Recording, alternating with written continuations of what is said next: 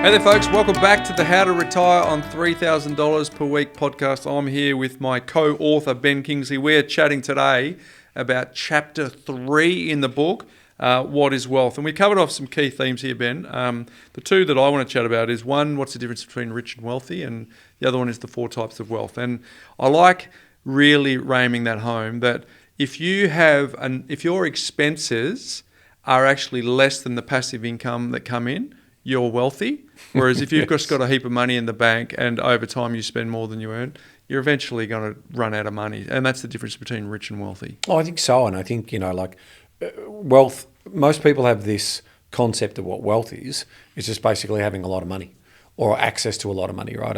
Or a lot of assets. And I think what we're trying to do is move the dial on that conversation to talk to that story around the 4 types of wealth.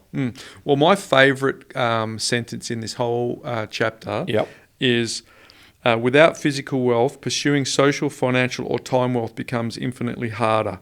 A healthy person has 1,000 goals, but a sick person only has one. So I think as you pick up a book like ours, it's pretty easy to sort of focus on the financial, but we wanted to highlight there's social wealth, there's physical wealth, and there's also time wealth as well as financial wealth. So I think that they were really important. And as Jim Collins says... you're just about to steal me. My little favourite sentence in the book is Jim Collins, author of Good to Great, and also the flywheel concept that we talk a lot about. Life is people. My wife and I say that a lot because sometimes you can walk around, you can see cars and buildings and boats and think that life is those things, but life is people. The quality of your life is determined by the quality of the people that you have around. And if you think about some of the best times you've had in your life, it's usually around quality humans. You want to share it with someone, don't you? Like you can. I mean, how much value do you put on sitting around a campfire and chewing the fat? And look, those campfires can be in the Arizona desert. They can be obviously in the Simpson desert, or they can just be, in your backyard. And you're still having a great time doing that. So no, I think for us again, it reinforces the context of what we're on about here in terms of that. But also in this chapter, when you are talking about building wealth, you are introducing this concept of risk reward. And so, the very fundamental principles are the greater the risk, the greater the reward.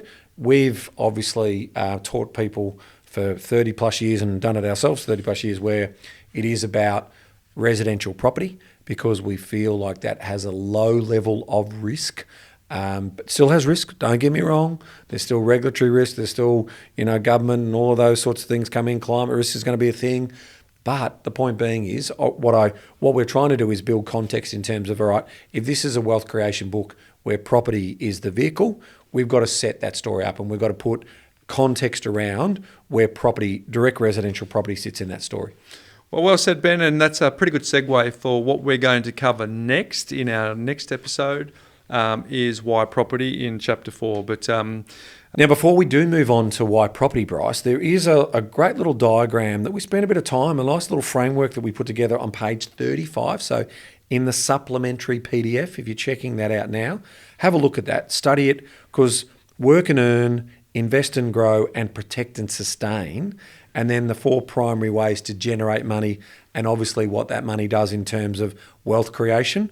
I think a lot of people need to get that foundation right in their head before they move forward. Yeah, a little shout out to our very own Stig, who was part of the working group to pull that all together, because in this chapter there's a fair bit of stuff that you need to integrate, but then being able to pull it together on that diagram, I agree. It's a ripper. Is just going to make sense. So folks, page 35 of the book, or in your supplemental PDF, that is definitely one that you want to study. So check that out. But Ben, it's time for us to move on to the next chapter, which is why property. So looking forward to doing that. And folks, if you're playing along at home, if you want to go to howtoretireon3k.com.au, we'll tell you how to get your audio books, how to get access to the book, so you can do that. But mate, looking forward to ripping into the next chapter. Why property? Oh, mate, starting and stopping that way. How lucky is our audience?